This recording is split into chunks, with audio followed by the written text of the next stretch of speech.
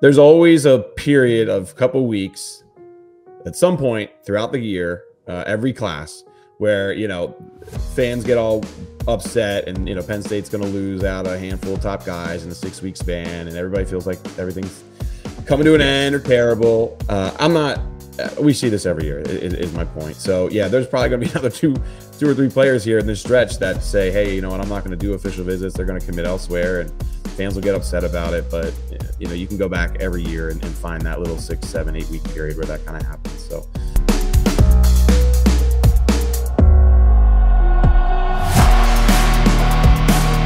This also coming out this week, Trent Wilson in our Penn State recruiting news segment makes his top 4 known.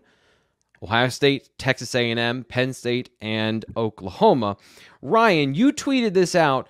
That's probably not a good thing for Penn State in response to that. Why? No, definitely not.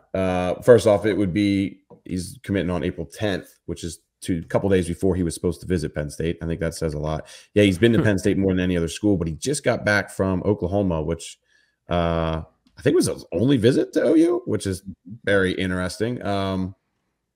It's 2024 modern day recruiting. I don't know how else to put it, but it sounds like he's going to be a Sooner. And yeah, that one hurts. I mean, Penn State did a great job with defensive tackle last year, so it's not crushing, but it just comes back to like, how many of these DMV top D linemen can they keep missing on? Because it feels like there's a line of them.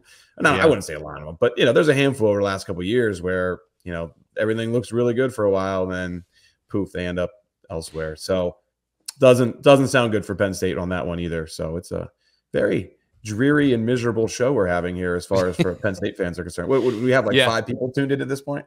Jeez. Yeah, welcome to. We got a larger crowd than normal because obviously it's a big conversation with Matt Zollers. But welcome to Bummer Hour for Penn State fans. I was also going to say, like, this could have been a St. Francis pickup, if you want to call it that, seeing as he at one point was at St. Francis. He's not there anymore. No, I know, but like at one point, like if you want to get a win in the column for Penn State, you might count that. Fitz, this is the second time this has happened to them, right? This spring, in terms of a defensive tackle who shows interest in Penn State and then, oh, whoops, never mind. At least that's how the way Ryan is reading it. So, I don't know. Do you have any other thoughts on that particular conversation? I think if you're referring to Landon Rink, I think that one's a little bit different. He ended up committing to Texas A&M. He's a Texas kid. So like the situations there, the parallels there are a little bit different. Like you were expecting to get him on campus at the end of March and then for an official visit to do what you can, but he's going to go to Texas A&M as a Texas kid. I think that's kind of a different pool than Trent Wilson, a Maryland kid going to Oklahoma. And that was an interesting one because he went to Ohio State after he went to Oklahoma, and still the pool for Oklahoma was there. So I think that was pretty strong. So it'd be interesting to see how that recruitment continues to progress. But that one was one where that again turned on a dime, and you're going to have those. We talked about that on the show last week with USC, but I think there's going to be those ones that just are all of a sudden, hey, this kid had 4 official visits set up when he narrowed it to 4 on Monday, and then Tuesday or Wednesday, I think it was Wednesday, put out that he's deciding on the 10th. That's pretty quick turnaround if you're anybody, really. Yeah. Something changed his mind pretty rapidly.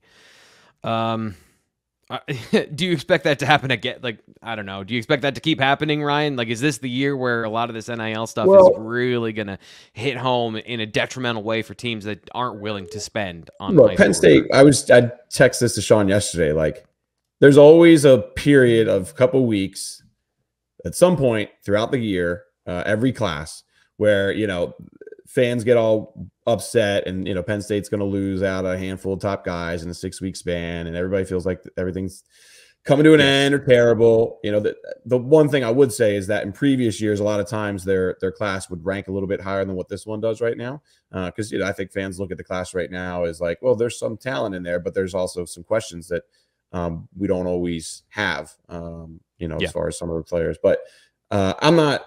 We see this every year is my point. So yeah, there's probably going to be another two or three players here in this stretch that say, hey, you know what, I'm not going to do official visits. They're going to commit elsewhere, and fans will get upset about it. But you can go back every year and find that little 6, 7, 8 week period where that kind of happens. So let's just get to official visits, man. Their official visits schedule's stacked. They're going to pull a surprise or two, I think. or I guess maybe just guys that we're not talking about as much, talented players. And then, there's those handful of guys that we have been on discussing a ton over the last 6, 7, 8 months who they're in good shape with. So I think Trent Wilson definitely hurts just because of the amount of visits.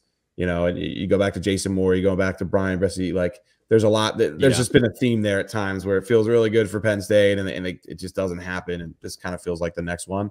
Although I don't know if I'd put Trent Wilson in the Brian Bresci category yet, but my point is it just felt good and doesn't look too good anymore. Yeah. So you mentioned this, and Fitz, I want to talk to you about this, is the idea of you got Ethan Grunkmeyer last year. You can absorb a loss of a Matt Zollers because you have done a good job, and I think we all think very highly of Ethan Grunkmeyer. And then you have a big class on the defensive line last year, but we also talked about, like, there are a lot of high risk, high reward players there as well. So can you absorb missing on top talented defensive tackle and still take those incremental steps forward that I think fans are always hoping is going to be giant leaps of each year you get a high 4-star defensive tackle? But, do you think that they've done enough with the guys they've recruited with Deion Barnes last year that you can absorb this if you still get a quality prospect that maybe isn't as highly recruited as Wilson later on? Couple things. You can absorb some of that stuff. It's recruiting, it's college football, it's in an exact science, and you go 50-50 in a class and you're feeling pretty good about production.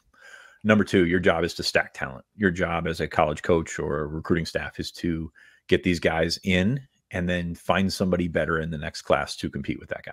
That's where it hurts. Like, you can talk about Zollers, you can talk about Grunkmeyer, you can talk about, hey, I feel great with Grunkmeyer, but at the end of the day, your job is to get the best guys in and then replace them with better guys. And that's where this one hurts. Like, I'm not saying Matt Zollers is going to be better than Ethan Grunkmeyer or the other way around, but your job is to establish who you think is going to be good, bring them in, sign them, get them onto your roster. And that's the F word here. That's the failure here, is that you want to stack as much as you possibly can, and you want to keep away from other ones.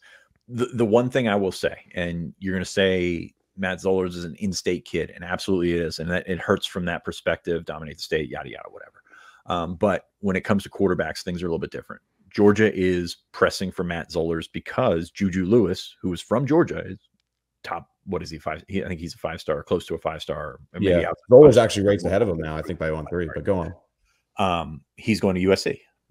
And because quarterbacks are such a premium position, because that's how quarterback recruiting has gone, you kind of erase state lines when it comes to that. And while it hurts to lose an in-state guy, it's probably a little bit different than if you lost. You just did an interview with Kevin Brown this morning, and he's a 2026 guy, but he's just the first name that popped into my head as a Pennsylvania guy. That stings more as an in-state loss than the quarterback, just because the quarterback is so all-encompassing in college football.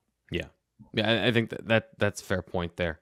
Kevin Gillett. Another thing with Georgia too is, like, they got Puglisi last year, but obviously they missed on Raiola, but I don't think they took a quarterback in 2023. So, like, they need young quarterback talent. I have one in 2026 too. Yeah, they have one committed. And the other interesting thing, Missouri doesn't have a commit in 2025. That too. Yeah, I was going to bring that up earlier. Amazing to me. We're pretty deep into this to not have a commit. Do you read anything into that, or is that just happenstance? We don't have a Missouri site, which kind of sucks. And we're close with our Georgia site, so that's kind of where, like, a lot of the information sharing is going in that direction. And with the national guys, and we got Steve Wilfong on board this week, so he's been in, Chad Simmons, so they've done a really good job with this for a recruitment where you can't really say one way or the other until the kid announces. I think. Z-Man says, this is an inevitable show we didn't want to hear, but need to listen anyway. Appreciate you saying that, Z-Man. Appreciate you. The sky isn't actually falling. Make sure that last part's in there. Yeah. The sky isn't actually falling. Kevin Gillick asks, what's up with Quincy Porter? I understand it's a long shot, but frankly, he's exactly what we need to get this passing game back into gear. I'm just going to quote Fitz. Quincy Porter, probably the top guy at receiver, probably not going to Penn State. He did visit recently, though. He visited on Friday. Yeah. How do you guys have any read on that? Things, and then he turns around and he's got Ohio State and Michigan this week. So I think Ohio State and Michigan probably the two top leaders. The interesting wrinkle with Ohio State is they took Jesse Jones over the weekend. Desi Jones from North Jersey was on Penn State's board, but when you take a look at the level that they've recruited wide receivers at Ohio State under Brian Hartline, I got to admit that was a surprising one for me. Deshaun Stewart was a surprise too. I know that's a different position, but I was less surprised by Stewart because they always seem to go into Jersey and pull out a guy that you're like, would they take him? And Stewart was one of those guys this year who I think is a really good player. I don't know that he's it's unfair to him because you look at what they've recruited in the secondary at Ohio State in the 2025 class, and it's like number 1 corner, number 3 corner, number 5 corner. I think they're in it, Dorian Brew. You know, that it is a ridiculous stacking, if you will.